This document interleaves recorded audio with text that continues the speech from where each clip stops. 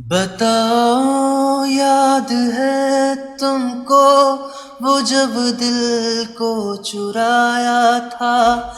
चुराई चीज को तुमने खुदा का घर बनाया था।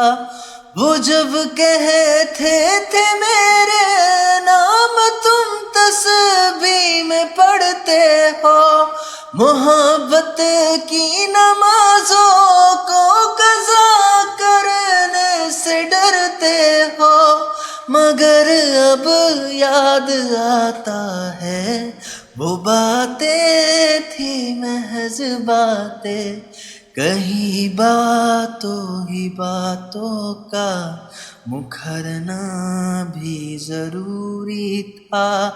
तेरी आँखों के दरिया का उतरना भी जरूरी था।